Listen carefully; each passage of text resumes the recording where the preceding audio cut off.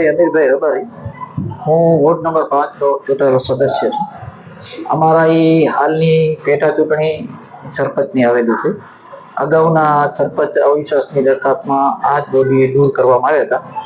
ઘણા સમયથી સીટ ખાલી રહી જવાને કારણે હાલે અમારું હવે 1.5 વર્ષ બાકી છે, એટલે હાલમાં અમારી પેટા ચૂંટણીમાં આપણી આ સીટ આવી છે. એના માટે અમારા જે ચૂંટાયેલા જે સદસ્ય છે 8, એમનું અમારા જે નવા સરપંચ તરીકે અમે મંજુલાબેન પ્રવીણભાઈ મહેશ્વરીને રાખેલા છે.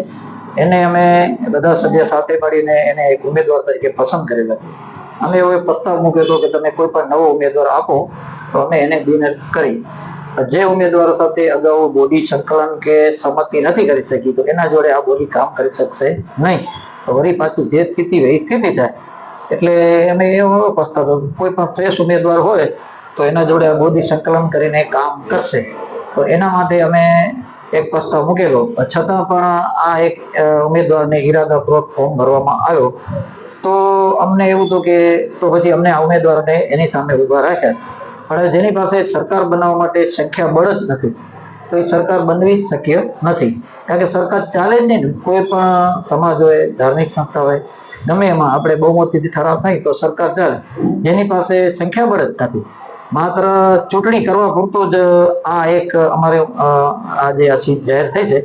તો અમે અહીંયા જેટલા ઉમેદવારો છે મેં બેન સાથે સંકલન કરીને એમ કીધું કે ભાઈ અગાઉ પણ અમારા જે ઉપસરપંચના ઇન્ચાર્જ સરપંચ બેન શ્રી હતા એને ખૂબ જ સારા 12 મહિનામાં કામ કર્યા. ખૂબ જ સારી એક મહિલા હોવા છતાં એનામાં એટલી આવડત નથી, છતાં 12 મહિનામાં એ ઘણું બધું શીખ્યા. અમે સમગ્ર ભાર એના પર મૂકી દીધેલો. મારે ખાલી ફોનથી જ વાત થતી કે અટકેલો, કારણ કે સરપંચ છે એની પાસે પાવર હોવો જોઈએ. સરપંચનો પાવર બીજા પાસે જાય તો કામ થાય નહીં અને સરપંચ તૈયાર પણ થાય નહીં. તો અમે સમગ્ર પાવર બધી પછી અત્યારે અમારા જે બધા જે સભ્ય અને ઉમેદવારો જે અત્યારે છે 8 વોર્ડના, એમને પણ એના કામગીરીથી ખુશ થઈ અને બધા સભ્યો એને સમર્થન જાહેર કર્યું છે. આવનારા સમયમાં ગામના જે અધૂરા વિકાસના કામો છે તો મંજુલાબેન પ્રવીણ મહેશ્વરી સાથે આખી બોડી સંકલન કરીને અમે બધા સાથે મળીને કામ કરશું. અને આ 2 સભ્ય કદાચ અત્યારે નથી, પછી પણ અમારા સાથે ભેરીને કામ કરશે તો અમે પણ એને સાથે રાખીને પણ ગામના વિકાસના કામો કરશું. અમને કોઈ પણ વિવાદમાં કે કોઈ વિશે અભદ્ર ભાષા બોલવી, કોઈને નીચું પાડી દેવાનું, કોઈનું અપમાન કરવું, એ વસ્તુ અમને શોભે નહીં અને અમે એ કરવા પણ નથી માંગતા. પૂરી લગભગ નારણપર સોસાયટીની દરેક સમાજનું અમને સમર્થન છે. 18 વર્ણનું જેટલી સમાજો આજે અહીંયા જે ઉપસ્થિત છે બધી સમાજોએ એમને મંજુલાબેનને સમર્થન છે.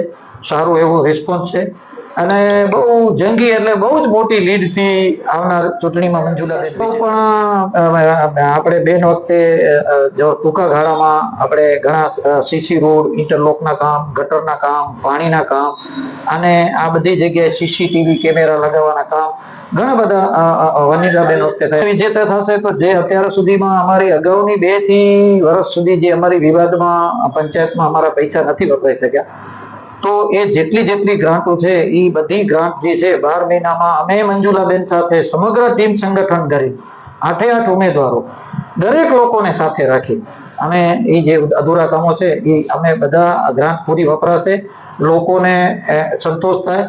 આવનાર સમયમાં પણ પ્રજા એમ કે ના આજ જે બોડી છે એ પાછી ઊભી રહે અને ગામના વિકાસ. મીડિયા તમારા લેવલથી સમગ્ર કચ્છ લેવલના અને એમ કહી છે કે પંચાયત તરફથી જે કોઈ પણ ગામમાં આજે હું તો એમ કહું કોઈ પણ ગામમાં ચૂંટાઈ ગયા પછી વિવાદ હોવો જોઈએ નહીં. પણ જો વિવાદ થાય તો ગામનો વિકાસ થાય નહીં. એટલે અમે એમ કહીએ કે વિવાદથી દૂર રહેવાનું. અમે અત્યારે પણ બધા સભ્યોને કીધું છે કે આપણે વિવાદમાં રસ નહીં લેવાનો, આપણે માત્ર ને માત્ર વિકાસમાં રસ લેવાનો.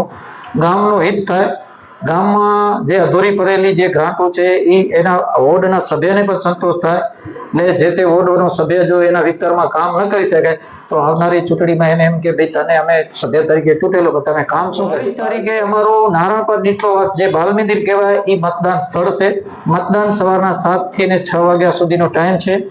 મારો તમામ ગામની તમામ સમાજના લોકોની અપીલ છે કે બહારે આવીને મતદાન કરે, વધુમાં વધુ મતદાન થાય, વિકાસના નામનો મત થાય અને આવનાર સમયમાં આ બોડીને સારી વિકાસની એ પાણીની ટાંકી છે હું બધા ગામજનોને અને તમામ સમાજના લોકોને એમ કહું છું કે અમારું નિશાન પાણીની ટાંકી છે.